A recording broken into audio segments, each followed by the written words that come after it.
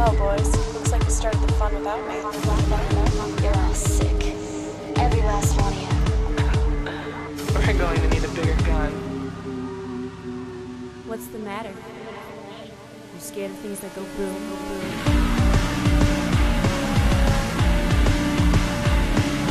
Give me one goddamn reason why I shouldn't blow your goddamn brains all over that goddamn wall.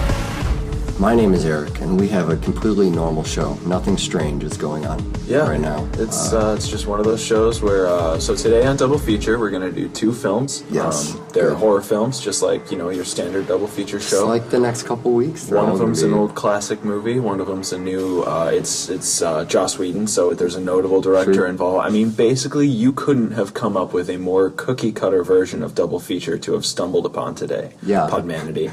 We could not have stumbled more either. I think that's what happened. So, I don't know where to begin, man. I think you begin in a closet. Yeah, we have to talk about this a little bit, right? Yeah. Okay, so we wanted to record today's show on a revolutionary new device called the iPhone 5. Yeah. And that's why this is a tech demo, just to show off new technology. We embrace it here on Double Feature. As you know, we often have lots of extra money laying around to buy new technology. Right. Now, here's what happened. Something broke. Yep. A cable literally stopped working. The new studio. Well, okay, so we want to do a test run. Yeah. We're in the Edgewater Beach Hotel, the one we talked about. We are. What was that? Piranha, right? Yeah. We're not going to do the next couple shows here. This was just kind of a first. I just wanted to get in here and see if we can do it. And we waited way last minute on this show, as happens. You're busy, whatever. And now, when we get here, we're ready to go. We have no other time. We assume everything's going to work. And there's some cabling that just, long story nobody cares about. We were basically faced with a decision.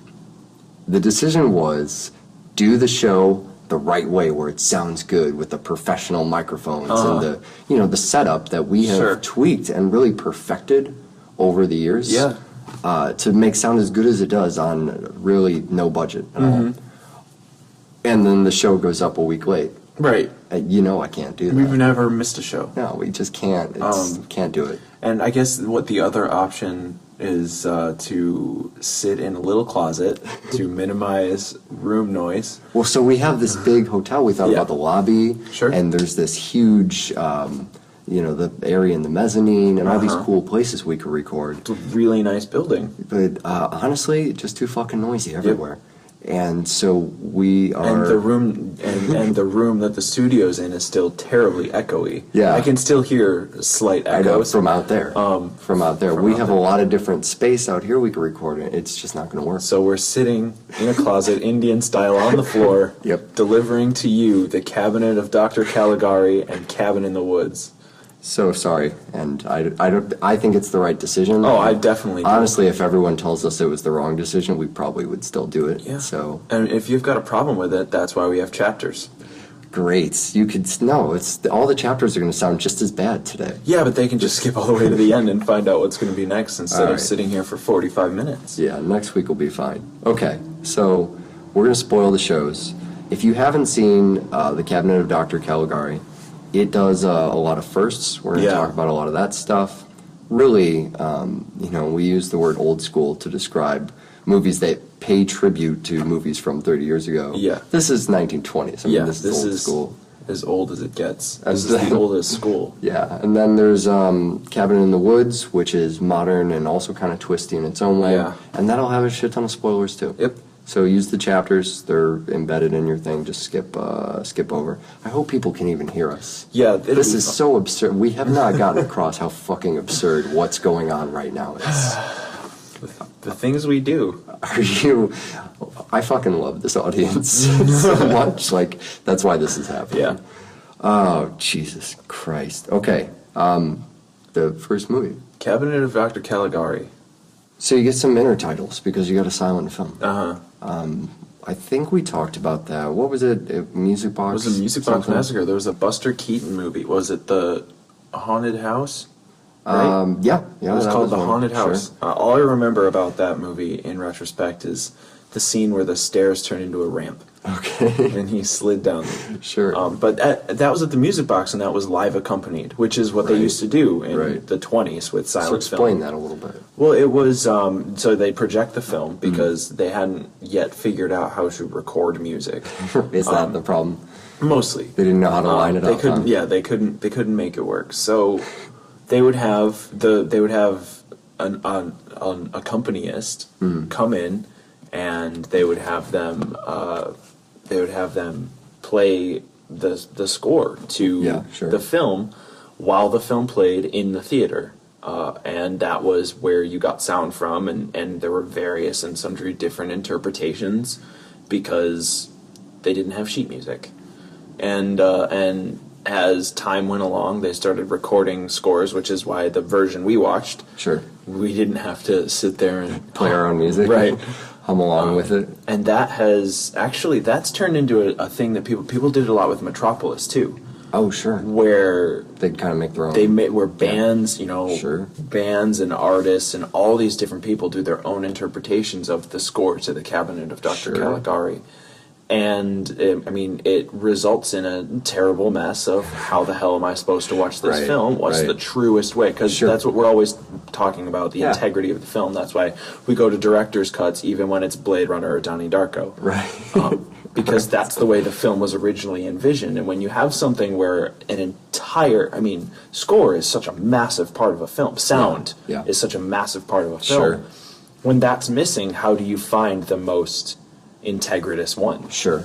Yeah, and it's amazing that you come at this right away with the score. I think about the visual stuff. That comes from our backgrounds or whatever, right? But the inner titles themselves are... This entire thing feels like a play that, elementary school kids are putting on. Yeah, it definitely you know does. What I mean? Sure. Between the sets and the inner titles they're jagged. All the fonts in the movie are really jagged hard to around read. this. Yeah, they are hard to read. Not even in German and hard to read. Jagged and sharp, and they almost look like, they're made out of construction paper. It's that South Park kind of look, really. It is. Everything is fire and lightning and zigzags, except when they have the inner titles that are the newspaper style. Yeah. They actually switch the style of it. And in the diary. Yeah. It's so much of a variation from, black card, white fonts. You also get to see, Dr. Caligari's signature before he sees the clerk is highly stylized too. There's so much style to all of this. It's part of the aesthetic, I guess, of when we talk about Tim Burton, this has come up a couple times, but in various other movies we've done, that German Expressionism. Yeah. And I feel like this is a really classic example, but it also stands out a lot because it's heavy. It's just got a lot of that stuff in it. And it came out so early. You get a lot of the scene in the film that I remember being one of the more unsettling is when they go to that the carnival, and you actually have the working carousels that are moving in front of the matte paintings. Sure. But they're on angles.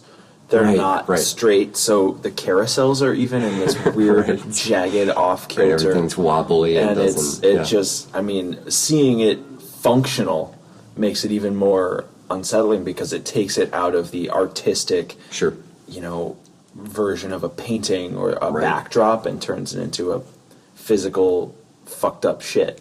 Well, when I think Expressionism, I guess I think about it as a lot of what Tim Burton has picked up from it. Yeah. Because, I've seen a lot of Tim Burton movies. That was really early in me watching film. I saw a lot of those. And so when I learned what that was, I immediately, I latched onto all it's like film noir. You start thinking about, okay, well, what do people, when people hail back to film noir, what kind of things are they doing? And so you go back to the old stuff and you look for that. Sure. So, I think Tim Burton, and I think, the big black eyes and the contrast. But this movie is so much about those jagged angles and the zigzags. Spirals. And everything just being completely off.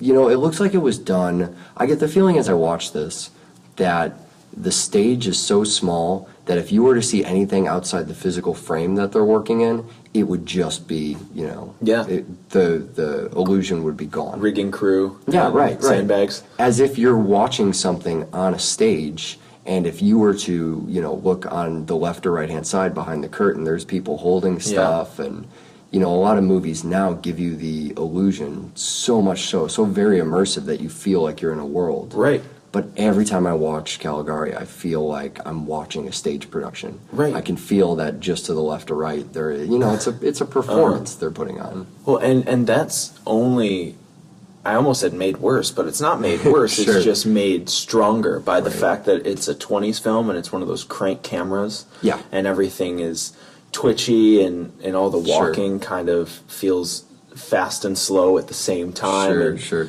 And the other thing that's really strange is because it's a German film, all the lines are in German, so your inner titles come in and it's an English line, and then they move their mouth and it just doesn't look like they're saying real words. Yeah, somebody else is making up a story to put on top of this. And it manages to, for a film from the 20s, be one of the more unsettling things to watch. Sure. The more invested you get into the Cabinet of Dr. Caligari, things like César turn into a very uncomfortable thing to watch, just because he's moving so slow and deliberately, but everything around him, the camera's moving, the light's twitching and tweaking, and it's terrifying. Well, while we're doing a train wreck unedited show, let's come back to the aesthetic thing later, because I want to talk about the, you were really good at pronouncing this, Somnambulist. Somnambulist? Yeah, it means sleepwalker. This is a fucking thing. César the Somnambulist. So as soon as they use the word somnambulist, I'm watching this movie. When I saw it for the first time, I don't know what the fuck that is. I don't know what are the characteristics of this thing we're centering the movie around? It's somebody who, basically it's hypnosis. At least that's how the film is treating it. It means, somnambulist just means sleepwalker. Person who walks in That's like an sleep. actual term. People... But it doesn't. That is like an actual term. Yeah. This is a scientific show. This is expert opinion and fact here. But it's not it doesn't necessarily mean that your will is broken and you will kill people because a creepy guy with 3 strips of hair tells you to. Sure. So there's the will breaking that we're talking about. There's also the carny trick of reading your future or whatever. And the carny trick of a dummy. The dummy is one of the only things in the movie that I feel really breaks from how, everything else, like I said, feels like an elementary school set, but in a creepy way. And I see that, inflatable fucking whatever dummy, and it's the one time that I do kind of giggle during the whole movie. Well, and the thing about the dummy that was really funny is I was told that this film is one of the first films with a big twist. Oh, sure. And then the dummy happened, and I was like, "You've got to be kidding me! There is no way that this film's big twist is a dummy." Turns out it was a dummy the entire time. Turns out Christian Bale's twins. Oh my God. So he knows secrets, and he's been sleeping 23 years, and that's his thing. He's really twiggy, and the way he twitches and moves, that's a lot of, it coincides with that jerky camera work. Yeah. This is me trying to transition back to the aesthetic and a couple other things I wanted to talk about. I guess I just really wanted to hit on the design, because my favorite thing about the movie is not even really a lot of the stuff it's known for, and its twist and its ending and all this crazy stuff. But, the way everything in the movie appears to be made out of, wood, rope, and tarps. Yeah. As if there isn't a single fucking thing in the whole movie that's not constructed of those 3 materials. And they're all painted. It's all these really thick brush strokes and everything. The town and the distant houses are the worst because they're the most obviously fake, the most obviously, props or whatever. Caligari's trailer, though, is my favorite piece of the whole. Yeah. That carousel thing you mentioned is great. But the thing about the trailer is it looks like they intend it to just be off in the distance, no one will question this. Yeah. But people have to get in and out of it. And just seeing the fucking cardboard whatever door flip open. Yeah. And it just looks like the thing is gonna, plus it's built on an angle, so it looks like it's about to collapse at any time. And I just watch it hoping that they'll get through this scene and everybody will be okay. The structural integrity of the film. Just, watching someone go into or out of that trailer, it's one of my favorite things. But it also, that design allows for things to be more surreal, I think. You have doors on angles that they couldn't really be on. Yeah. or curved walls. Sure. Buildings are built like, I feel like we've talked about the mystery spot on the show before, but I don't know. I Are you don't familiar recall with that? it. Oh, yes, I do, with sort the of fake gravity Yeah, mystery spot's like a tourist attraction in thing. Wisconsin Dells. Well, they build them in a lot of places, but they claim these places are gravity vortexes, vortices. Yeah. And it's really just a house built on a 20-degree angle. Yeah. And so you can do these tricks. I'll link off to it. We don't really have time to talk about it, but just, water flows uphill and all Oh this. my God. Well, water appears to flow uphill, but you're actually sloped, Yeah. so the water just flows normal at a slight incline, but it looks like it's going uphill. A lot of different illusions just because you're on that 20-degree angle. And that is, when you see the live diagrams of that, it all makes sense. But when you're watching it, that's just like seeing everything being askew. And Dr. Caligari, it gives you this sense of unease, and it's part of, when they get to these different scenes where, things become more nightmarish as stuff really starts to spiral out of control towards the end of the film, the fact that they have these crazy brush strokes and things, you get to a point where you start seeing titles in the sky. Yeah. And you barely even consider how insane that is. Sure. Because of the physical makeup of the rest of the film, the way everything else is designed. And so that's kind of when we start to get into that twist, too. He goes to see Caligari. There's no patient here by that name or whatever. Do you want to go see the director? Turns out the director's Caligari. Right. And when he stumbles, backwards through that trapezoid fucking door into the hall back there or whatever, what once looked normal now just looks like it looks like they're doing a stylized scene of him falling backwards into a nightmare or something. So that's kind of where these twists start to unwind. You want to talk a little bit about what the fuck's going on? Well, it's weird because it's something you don't see coming, but in the overall scope of cinema, it's possibly one of the most used twists of all time. Yeah, well, now, sure. And I can name 100 films that end that way, but we don't spoil other films. We just spoil the ones we're talking about. We used to joke so much about, Mind Freak and what a twist, and we'd give Shyamalan a hard time all the time. And this is really kind of, how do you feel, okay, so as somebody I've been doing the show with this long, and you despising twist endings since on record since the beginning of this, do you have, this is going to be a weird question, but is there an emotional reaction when you go, there, you started it, you asshole? Do you hold a grudge? It's not, no, I think I respect it more than I hold a grudge. Sure. Because even though it's the forefather of a thing that I hate in cinema, right. It didn't know it was that, and it was brilliant not at the time. Yeah, right. And it's still it's an effective twist comparably to most twists. It's similar to Son of Kong, which is the first sequel ever made. Oh, yeah. And I don't begrudge Son of Kong for Transformers 4. It already feels like a turn when you get to, the end and the director is exposed as Caligari, right. And it's a weird enough kind of tie-in for the ending and everything's going on there. But then you get to really seeing who's in the asylum. Sure. And just how fucking loony it is. Yeah. And I think they have to start slow with that, because when you have this entire tale that's being spun outside the asylum, and then you get there, to just land a twist on top of that feels so forced. So it almost feels like, oh yeah, we get back to the asylum, here's where there's kind of a twist. And, you find out about the director and this conspiratorial background of him to, find somebody at this insane asylum. And I love seeing just that courtyard of just cartoonishly insane people. Yeah. I fucking feel like I belong there. It's just like, a nice retreat. You just stay there. You have no problems, nothing to do in your life, but just deal with your crazy. Yeah. That's your only objective there, the day-to-day lives of those people. But then we peel back another layer, and we find, and this I love too, because when you start the movie for the second time, you know that the other guy he's talking to there, he's actually the crazy one in this scenario.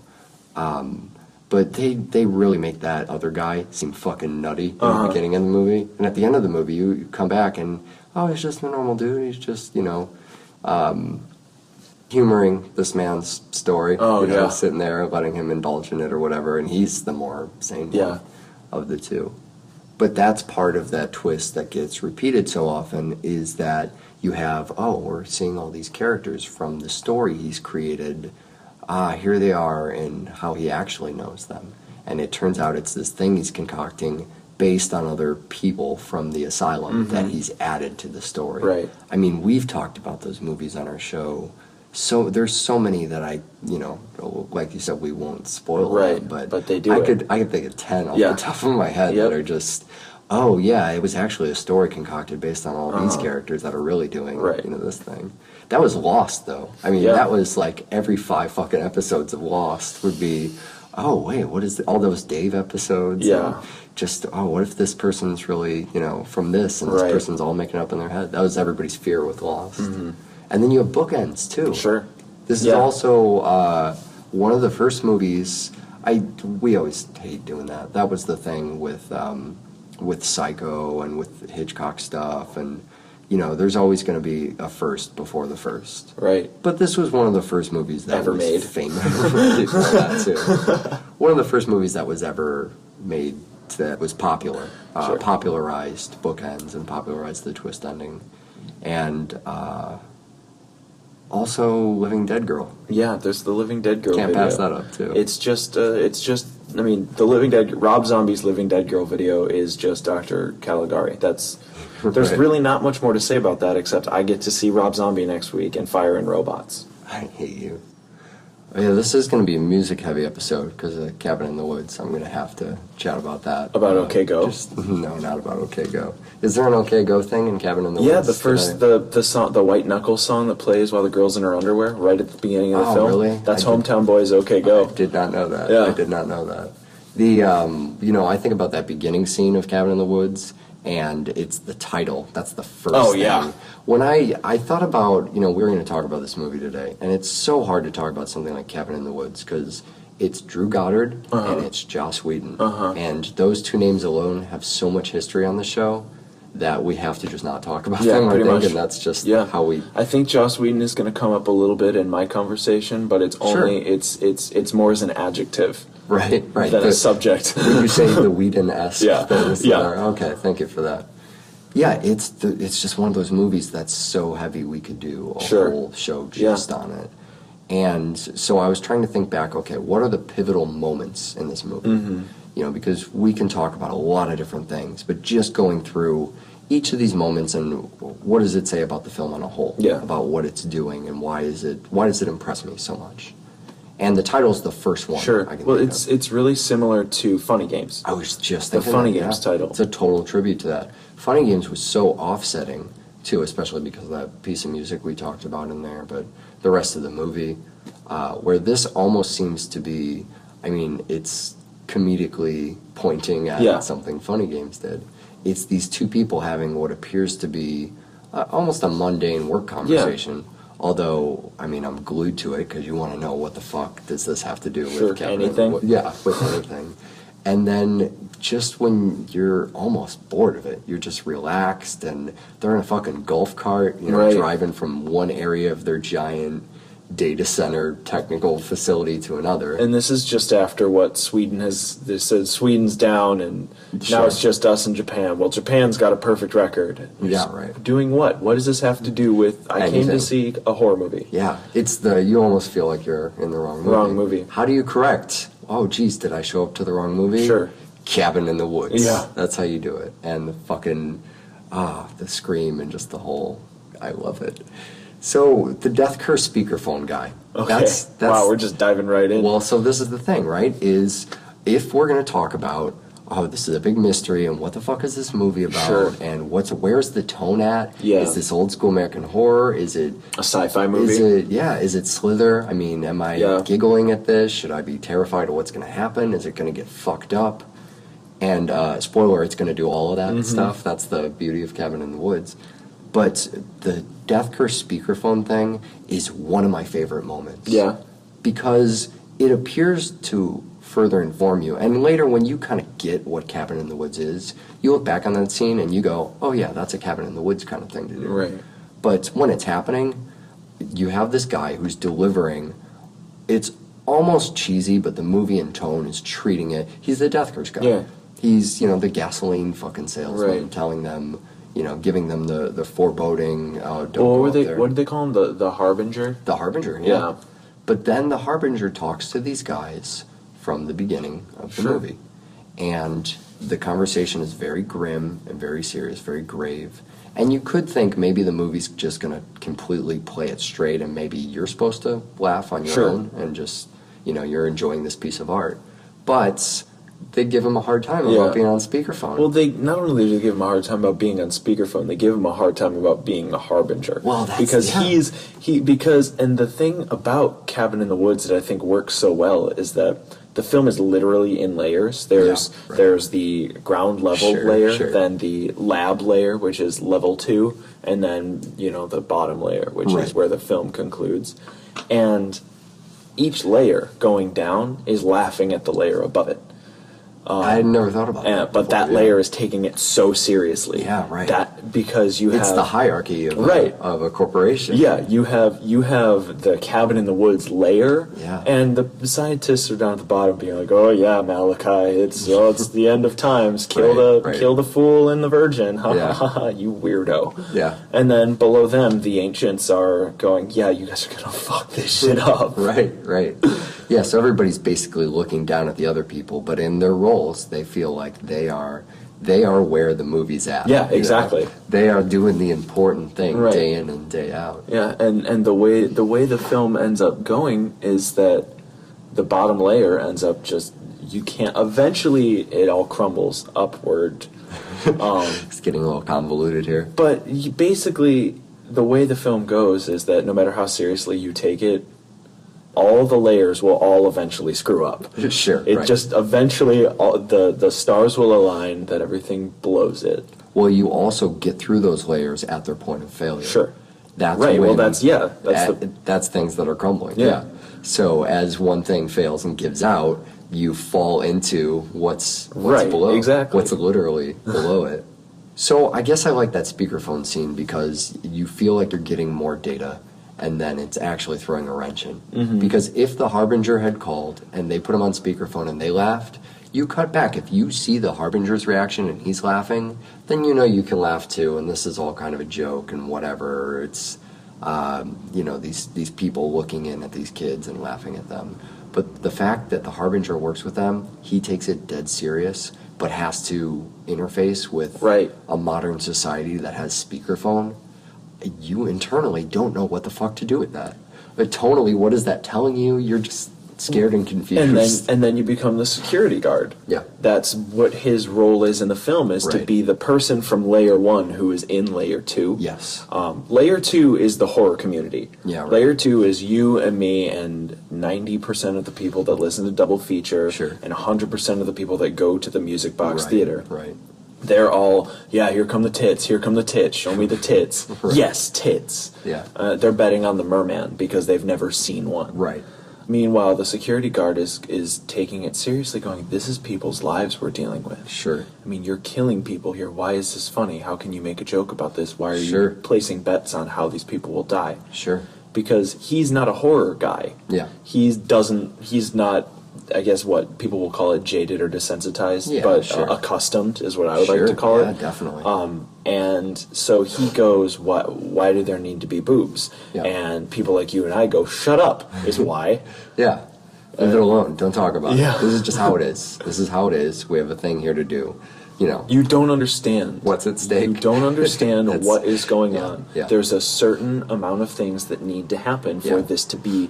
Now, in the film, they say for this to be the correct rite, the Sure, ritual, the sure. sacrifice. But what they're really saying is there's a certain amount of things that need to happen for this to be an American horror film. Right, yeah.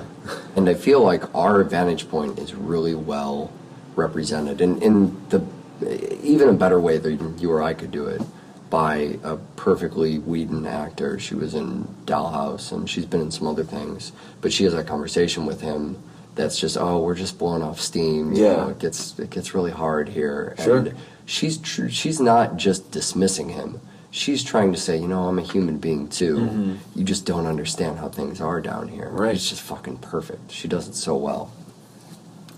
I want to skip right from that to the wolf makeout scene. 'Cause Okay. I feel like that does something in that scene Cabin in the Woods doesn't do anywhere else. And that's really interesting to me when a movie just decides to take a one-off like that.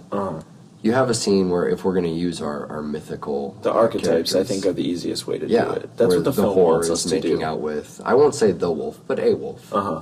And it's a scene that, it's a perfect trailer scene, is what it is. It's one of those things that when I was on the fence about do I go at midnight, and I saw that just surreal, Lars von Trier-esque, what the fuck is going on? I'm there. That's it. That's all it took for me. But it's the best, just dark, artsy, fucked up. It pushes a boundary. Yeah. I mean, that scene that's what it is. It pushes a boundary. That's why it's there. You're in a room with these people, and they're comfortable with each other, and then something happens, and the movie wants to go, it looks at a film like Martyrs, and it says, or even Funny Games, and it goes, there was some serious boundary pushing. That's what those films are. I want to pay tribute to that too, but I'm not in a boundary pushing film. I'm in a commentary. A lot of people fucking saw this. Cabin in the Woods was very popular. Partially what you talked about, just the non-horror audience being addressed in there too.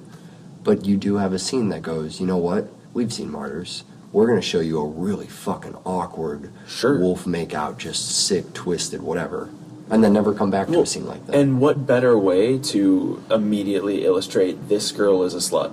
Yeah, sure. And, I mean, it's not even the typical way to do it would be to have her fuck one guy and then have her fuck another guy. Sure. But the reason that I don't like that idea is because it gives the impression that the slut archetype sleeps around. Sure. But it's not that. It's just that she's heavily sexually active. She's the party girl. Yeah, I mean, that's the archetype they're really aiming at. Sure. She's the type of girl who will seduce a wolf head just because people are going to get off on it. Yeah, because they're going to watch it and Right. they're going to remember, And that's the moment where you kind of realize that these people who weren't these different ideas when they got to the cabin are falling into these roles. And part of it is because of the fact that they're facilitating all of this downstairs. They have the gas that what is it? We should split up. The we should split up gas. Sure, yeah. I love that. Yeah, it's so funny. But you have these personalities, and this is one of, I mean, if you want to talk about things that are Whedon-esque, I love the types of characters he writes because he makes them seem so natural when really they're, we talked about that with Firefly and stuff, and Shining. I mean, it's unnatural stuff, and he just goes, no, that's what happens. Don't worry about that. But he has these people that when you meet them, they are playing their characters like they're in a horror film, but they're making jokes about, when they're in her house and right before the fucking bong coffee mug shows up, and they're basically... Well, and there's the books. The books is... Well, that's what I'm talking about. And the allusion to, sleeping with the teacher and everything, pre-med student. I mean, these are smart kids. Yeah. They're smart. They have a good sense of humor. Like, they have some wits about them. They are not flat, stereotypical. They're not characters. Jason victims. No, they're not at all. But they become Jason victims. They have to become that.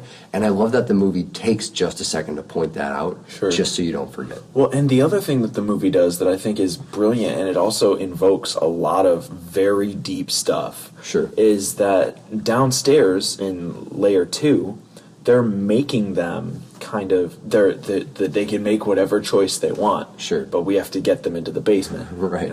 They can do this, that, and the other thing, but the whore has to die first, so maybe we'll turn up the light on this little patch of grass so that she doesn't get inside. Right. You inspire these people to become and these so cliches. you get this idea of, okay, how much of this ritual needs to be free will when you can literally facilitate this door opening or telling them to split up. And the question gets probed downstairs, how is this free will? You're just killing them. No. We're facilitating. But they're making the decisions themselves. I love the movie having that debate, too. Isn't that great? The fact, it's just like with the characters. The fact they stop and go, wait, that guy is not an athlete. And, that girl's not a whore. He threw a football. Yeah, right. And, you know, it stops to go, remember when these characters weren't this? Because really, you don't have a lot of time to spend with these people, but we want to make sure you know this isn't who they are. Yeah.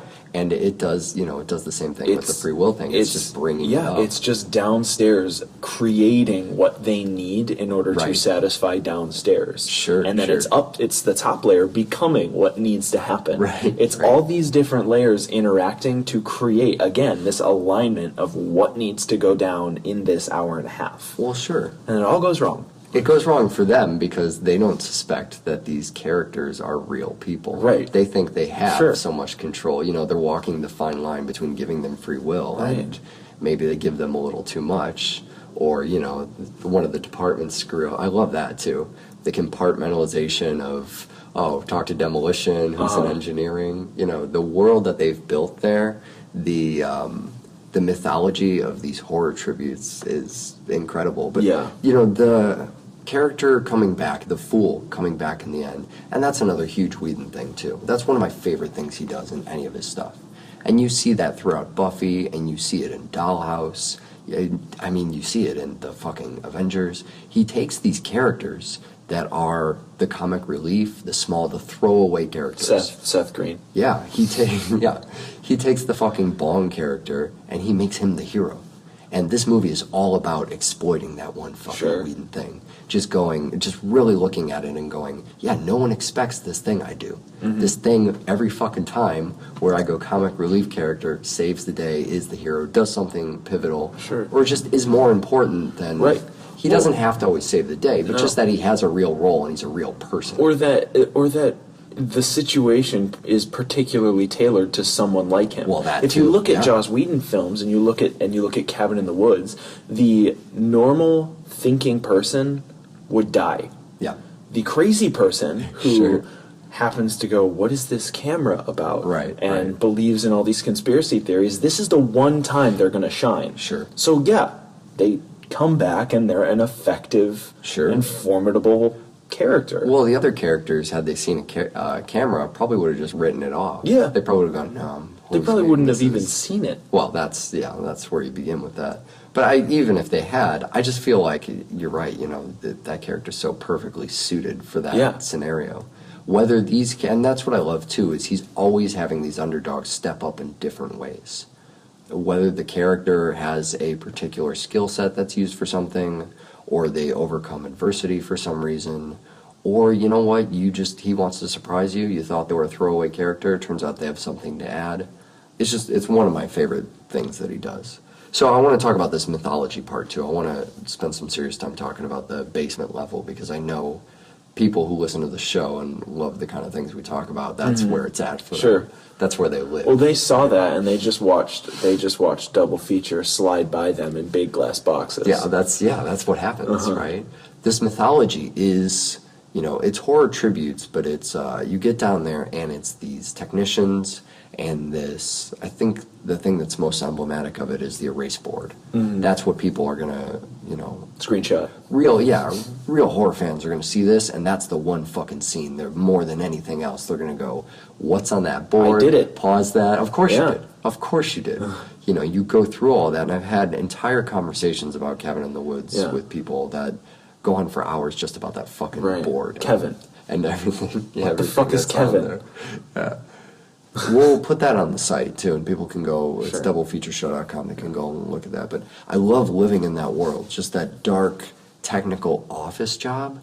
Just what a surreal fucking, and when they're placing bets and stuff, just being down there is, man, that is where it's at. But this movie, and this is another thing that one of my big takeaways from Cabin in the Woods, one of the things I think really makes it one of my favorites, is you have a movie that on our show, before this elevator can go down, do we want to go down? Is that a good idea? Before that scene, this movie to me is a perfect fucking 10. It is right up there with every old school American horror, Splat Pack, Alex Aha, fucking Wolf Creek, you know, my favorite moments of High Tension, just every Hatchet, you know, all of that stuff. Well, I mean, you do have a bear trap on a chain. Right. I mean, you can't go wrong with a bear trap on a chain.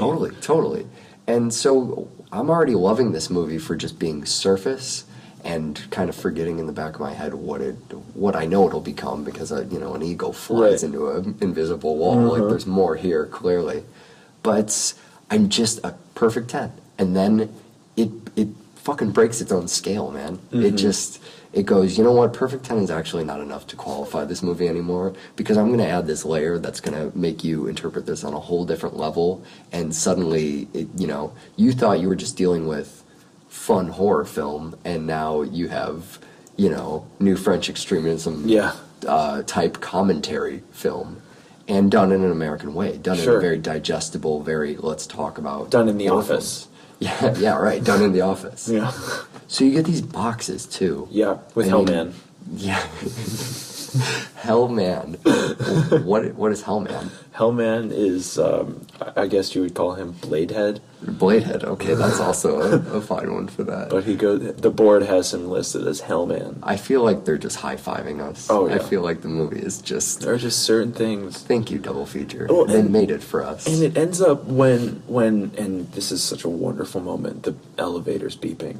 Oh, the elevator's ding, and everything opens? Ugh. And every time it dings, you go, oh, here we go. You can't see this on my notes, which are sitting just outside the tiny, dark closet we're recording in, but I have elevator ding listed as one of my things on there.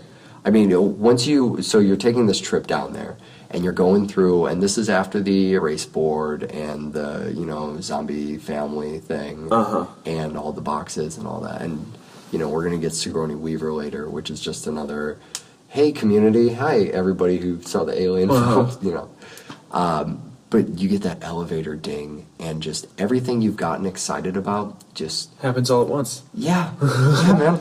It happens at a speed that I'm actually upset with. I know, because my throttle has gone all... I'm like, wait, hold on, I can't watch everybody kill everybody. Slower. Yeah, I know. You're so excited for each individual story, and they all happen at once, and you're almost mad. Yeah. You really are. Well, because you want to stop, and what I wanted to do... You want mini-series. No, what I wanted to do is I wanted to go back and take a screenshot of that fucking board, pause both, and go, okay, there's the giant snake, and there's oh, she's the sugar plum fairy. I get it. All right. And you remember the excitement I had. You were first introducing me to slashers, and we had done all the Jason films, and I fell in love with Jason stuff. And then we did the Freddy films, and Robert Englund is incredible. And then I knew there's a movie called Freddy vs. Jason. Yeah.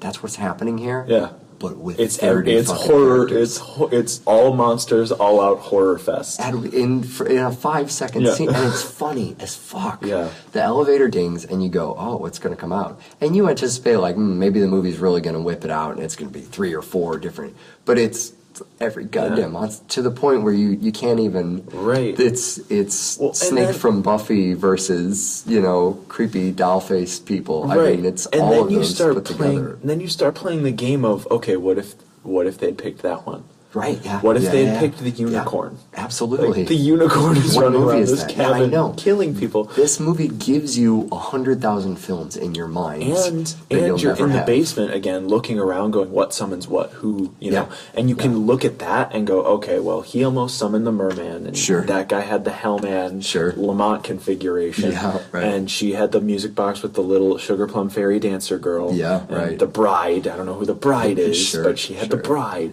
And then it's the fucking Buckners.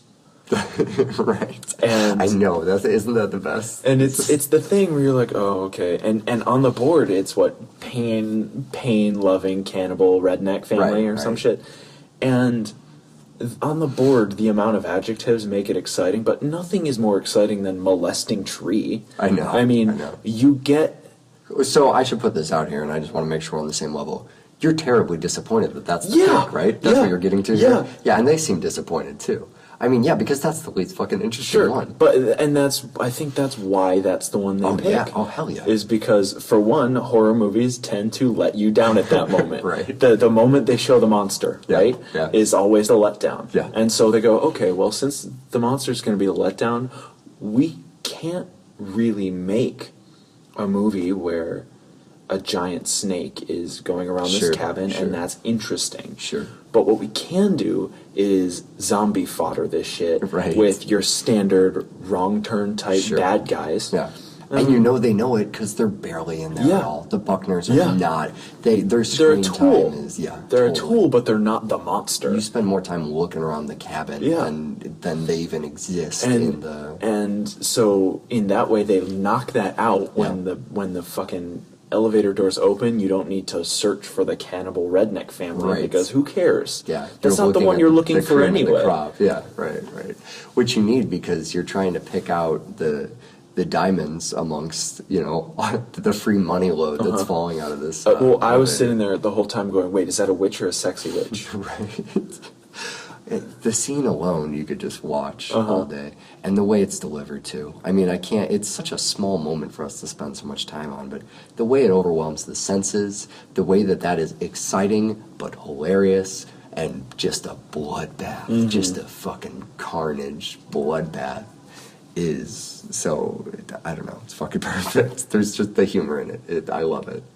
I wanted to ask you about the bike crash too. So this is kind of a weird Yeah. thing.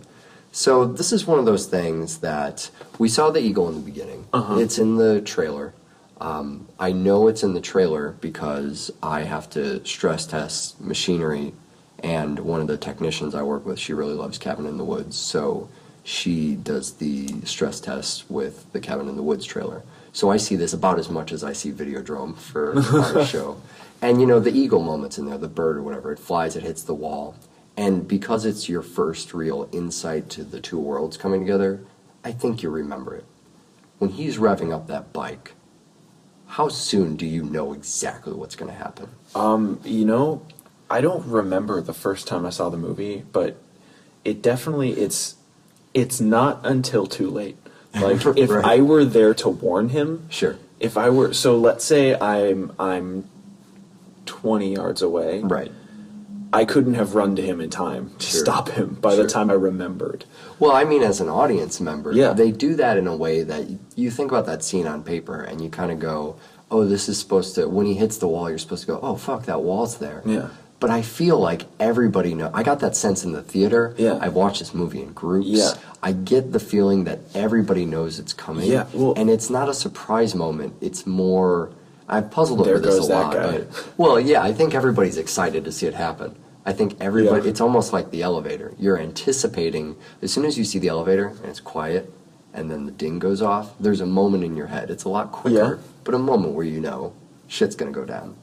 And when he's revving up on that bike and they're giving the hero music, I think every single person in the audience knows exactly Yeah. what's going to happen. I don't know if it's there to surprise. I feel like it's there just so you can kind of revel for a second and, oh, this is going to be fucking Sure. awesome when he hits that wall. And it's still funny to me. Yeah. Even though it doesn't quite get if it happened quicker, I think it would get a bigger laugh. But I love the lead up with the excitement and how much just, I can't fucking wait. Oh, he's going to hit this wall. And for a movie that's so rewatchable, Yeah. I mean, you're never going to forget Yeah. about that wall. You're just going to go, oh, sweet, this is the scene where he hits the fucking wall and it's just, they just show his body for a long period of time just dragging down that thing. It's perfect. So Cabin in the Woods, I mean, it does the deconstructing horror thing a la Behind the Mask. It's Right, very sure. good at the exact same tactic. But it also satirizes the whole horror world. Yeah. That's what it is. That's Sure. the top layer, is kind of this infinitely wonderfully executed satire of horror. Yeah. And then it starts dealing with this weird thing where instead of just being about satirizing horror, it starts being cynical of the horror audience. Like, how do you mean? Well, you take the lines, people. It's what is it? The society's filling in the cracks. Oh, with yeah, no, you're right. concrete. No, I totally agree with And you. and I mean, it ends up culminating in the end of the film. Sure. And it's all the fool's character Yeah. who kind of does it. But I I'm mean, totally but cynical. It is. There's also the guy from the security guard who's like, you guys are just killing Sure, people and sure. you're No, having you're a right. good time with it. So it's being cynical of the horror audience, but in a way that the horror audience goes, yeah, we know we're that way. Yeah. And see, that's unique for you and I, because I don't feel like No, neither I don't do feel I. like we're cynical people. No. A lot of people, when they talk about our show or whatever, they talk about the humor and the cynicism. Yeah. And we make, we're fans of dark humor. We make a lot of jokes, but we also spend a lot of time talking about humanism and feminism and respect for people and ideas and blah blah blah. Yeah, and the film kind of ends with this. I mean, the film ends with this.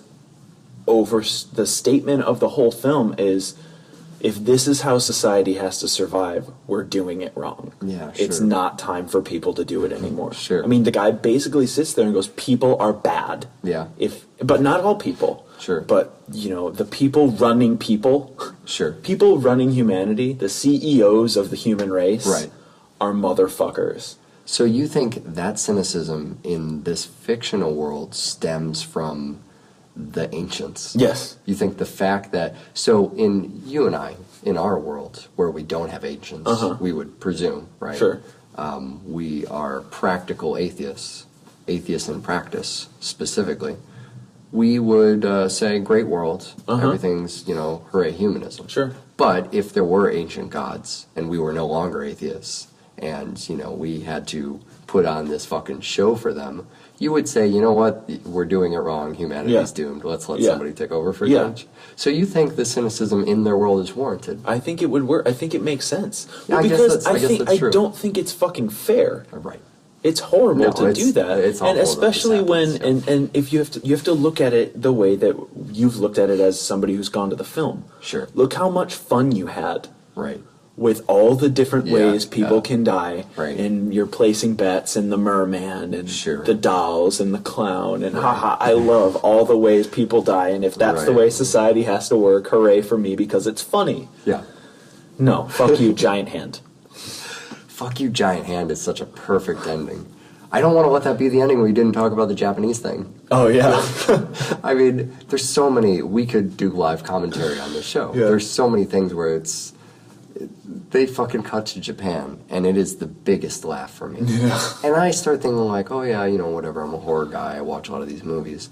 But I see this film I saw it in a group of people, basically, who, the last time I saw it, before the show, who said, oh, we don't watch horror films. And someone else convinced them, no, you know what, I think you're gonna like this, and we all watched it. And they fucking loved that. They cut to Japan, and, frog. fun, happy tree frog. I mean, the whole, it's enough just to cut to Japan. It's a ghost spooky thing, because everybody knows The Ring. Everybody knows that shit. And I was patting myself on the back going, oh, I know spooky Japan movies, but everybody knows that, and everybody has a good time with that. And then they turn it into a little frog, and how could Japan fuck this up? And, man. So, Giant Hand. The world actually, it doesn't end, but, ancients take over. To have that kind of, talk about not doing the cop-out ending, that's the fucking ballsy ending you do. Mm-hmm. You do we fail. Well, maybe we need to fail. Well, if you're going to suck it up and say that, I want to see your failure. I want to see a giant hand smack you down. And just as the movie was a perfect 10, and then it was a perfect 100, it ends on Nine Inch Nails' Last. Yeah. As if just to say, Eric, I want to make sure you're won over here. There has not been any Trent Reznor in this film. Are we missing anything for the double feature audience? This isn't meant to last. This is for right now. God, that's awesome. We have a website, doublefeatureshow.com, and an email address, doublefeatureshow@gmail.com. Right, familiar with both. We've been doing that lexicon thing for a while, and while all our cabling is broken, this would be a great time to mention that we really don't want to keep doing these in a closet. But as we once said, the donations, we're never going to tell you, donate or the show will not survive. Yeah, because that's not the case. Because here we are in a fucking closet with an iPhone. This is what the show will be reduced to. Yeah, we'll just keep doing this, that's fine. The lexicon, though, as people donate, we're adding terms to our own double feature lexicon at doublefeatureshow.com/lexicon. I think that's the... There's a button on there. It's next to Bad Cat, somewhere up there, which is still one of my favorite things to show people. So for every $6 we accumulate in our little donation drive, we're adding terminology from the show we use to the lexicon. And we haven't mentioned it in a little while, and we almost have the whole thing up. Wow. So donate.doublefeatureshow.com. Give us some cash. So we will have 2 other movies next time. What are we going to do? Well, next time we're going to pay a tribute to this week's show, and we're going to do one film about a guy who's trapped in a box, and another film about some people who are trapped in a radio studio. Oh my God! Oh no, it's Buried in Pontypool. You're right. This was premeditated. Wow, so fitting. So we're in a box right now, and Pontypool is a movie that makes me really sad that I'm not giving my peak performance as a radio host. Yeah, well, that's what we'll have to do next time. I hope our sound issues get fixed. Watch more fucking film. And bye. How do you get out of this closet? I don't know. Is that a doorknob? Turn the light on. Well, boys, looks like you started the fun without me. You're all sick. Every last one of you. We're going to need a bigger gun. What's the matter? You scared of things that go boom, boom?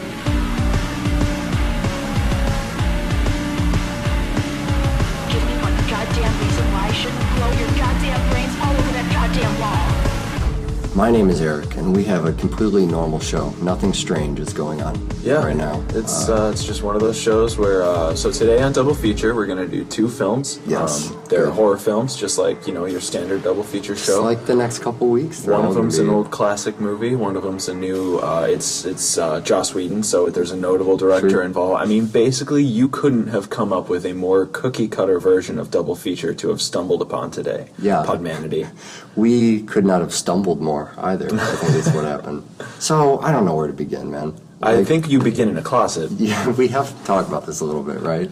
Yeah. Okay, so we wanted to record today's show on a revolutionary new device called the iPhone 5. Yeah. And that's why this is a tech demo, just to show off new technology. We embrace it here on Double Feature. As you know, we often have lots of extra money laying around to buy new technology. Right. Now here's what happened. Something broke. Yep. A cable literally stopped working. the new studio. Well, okay, so we want to do a test run. Yeah. We're in the Edgewater Beach Hotel, the one we talked about. we are. What was that? Piranha, right? Yeah. We're not going to do the next couple shows here. This was just kind of a first. I just wanted to get in here and see if we can do it. And we waited way last minute on this show, as happens. You're busy, whatever. And now, when we get here, we're ready to go. We have no other time. We assume everything's going to work. And there's some cabling that just, long story nobody cares about. We were basically faced with a decision. The decision was, do the show the right way where it sounds good with the professional microphones and the sort of what Tim Burton has picked up from it. Yeah. Because, I've seen a lot of Tim Burton movies. That was really early in me watching film. I saw a lot same of with me. those. And so when I learned what that was, I immediately, I latched onto all it's like film noir. You start thinking about, okay, well, what do when people hail back to film noir, what kind of things are they doing? And so you go back to the old stuff and you look for that. Sure. So, I think Tim Burton, and I think, the big black eyes and the contrast. But this movie is so much about those jagged angles and the zigzags. Spirals and everything just being completely off. It looks like it was done. I get the feeling as I watch this that the stage is so small that if you were to see anything outside the physical frame that they're working in, it would just be, the illusion would be gone. Rigging crew. Yeah, right. Sandbags. As if you're watching something on a stage, and if you were to, look on the left or right-hand side behind the curtain, there's people holding stuff, and, a lot of movies now give you the illusion so much so very immersive that you feel like you're in a world. Right. But every time I watch Caligari, I feel like I'm watching a stage production. Right. I can feel that just to the left or right, there, it's a performance they're putting on. Well, and that's only, I almost said made worse, but it's not made worse. Sure. It's just made stronger by the fact that it's a 20s film and it's one of those crank cameras. Yeah. And everything is twitchy and all the walking kind of feels fast and slow at the same time. Sure.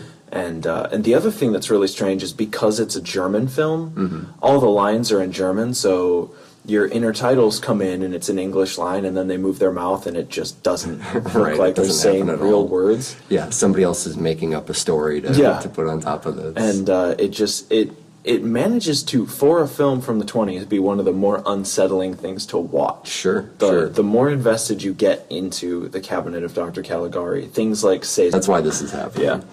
Oh, Jesus Christ. Okay, the first movie. Cabinet of Dr. Caligari.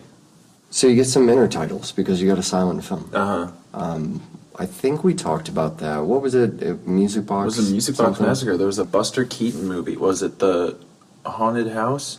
Right? Yeah. It was that called The one. Haunted Sure. House. All I remember about that movie, in retrospect, is the scene where the stairs turn into a ramp. Okay. And he slid down them. Sure. But that was at the Music Box, and that was live accompanied, which is what they Right. used to do in Right. the 20s with So silent explain film. that a little bit. Well, it was, so they project the film because they hadn't yet figured out how to record music. Is that the problem? Mostly. They didn't know how to line it They up. couldn't. huh? Yeah, they couldn't make it work. So they would have an accompanist come in, and they would have them play the score to Yeah, sure. the film while the film played in the theater.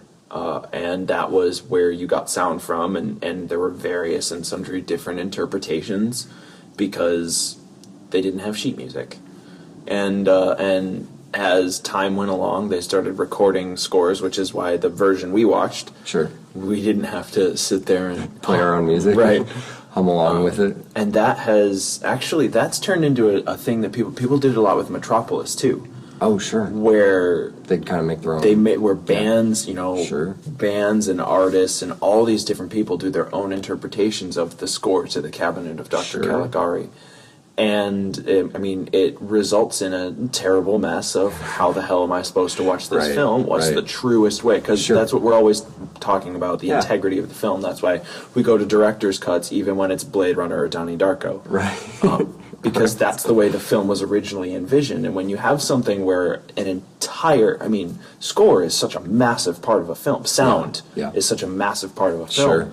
When that's missing, how do you find the Setup that we have Sure. tweaked and really perfected over the years. Yeah. To make sound as good as it does on really no budget at Mm-hmm. all. And then the show goes up a week late. Right. I can't do that. We've never missed a show. No, we just can't. Can't do it. And I guess what the other option is to sit in a little closet to minimize room noise. Well, so we have this big hotel. We thought Yeah. about the lobby. Sure. And there's this huge, the area in the mezzanine and all these Uh-huh. cool places we could record. It's a really nice building. But honestly, just too fucking noisy everywhere. And so we are. And the room and the room that the studio's in is still terribly echoey. Yeah. I can still hear slight I know, echoes from out there. From out there. from We out have there. a lot of different space out here we could record in. It's just not going to work. So we're sitting in a closet, Indian style, on the floor, Yep. delivering to you the Cabinet of Dr. Caligari and Cabin in the Woods. So sorry. And I think it's the right decision. Oh, I definitely do. Honestly, if everyone tells us it was the wrong decision, we probably would still do it. Yeah. So And if you've got a problem with it, that's why we have chapters. great. You could. No, it's all the chapters are going to sound just as bad today. Yeah, but they can just skip all the way to the end and find out what's going to be next instead All of right. sitting here for 45 minutes. Yeah, next week will be fine. Okay, so we're going to spoil the shows. If you haven't seen The Cabinet of Dr. Caligari, it does a lot of firsts. We're going to Yeah. talk about a lot of that stuff. Really, we use the word old school to describe movies that pay tribute to movies from 30 years ago. Yeah. This is 1920s. I mean, this is old school. as old as it gets. As This is the- the oldest school. Yeah, and then there's Cabin in the Woods, which is modern and also kind of twisty in its own way. Yeah. And that'll have a shit ton of spoilers too. Yep. So use the chapters; they're embedded in your thing. Just skip over. I hope people can even hear us. Yeah, This is so absurd. We have not gotten across how fucking absurd what's going on right now is. the things we do. Are you? I fucking love this audience so much. Like, Most integritous one. sure. Yeah, and it's amazing that you come at this right away with the score. I mean, I think about the visual stuff. That comes Sure. from our backgrounds Yeah. or whatever, right? But The intertitles themselves are, this entire thing feels like a play that, elementary school kids are putting on. Yeah, it definitely you know does. What I mean? Sure. Between the sets and the intertitles they're jagged. All the fonts in the movie are really jagged Hard to around read. this. Yeah, they are hard to read. Not even in German and hard to read. Jagged and sharp, and they almost look like, they're made out of construction paper. It's that South Park kind of look, really. It is. Everything is fire and lightning and zigzags, except when they have the intertitles that are the newspaper style. Yeah. They actually switch the style of it. And Or in the it's, diary. yeah, it's so much of a variation from, black card, white fonts. You also get to see, Dr. Caligari's signature before he sees the clerk is highly stylized too. There's so much style to all of this. It's part of the aesthetic, I guess, of when we talk about Tim Burton, this has come up a couple times, but in various other movies we've done, that German Expressionism. Yeah. And I feel like this is a really classic example, but it also stands out a lot because it's heavy. It's just got a lot of that stuff in it. And it came out so early. You get a lot of the scene in the film that I remember being one of the more unsettling is when they go to that the carnival, and you actually have the working carousels that are moving in front of the matte paintings. Sure. But they're on angles. They're not straight, so the carousels are even in this weird, jagged, off-kilter. Everything's wobbly. And seeing it functional makes it even more unsettling because it takes it out of the artistic, version of a painting or a backdrop and turns it into a physical, fucked up shit. Well, when I think Expressionism, I guess I think about it as a lot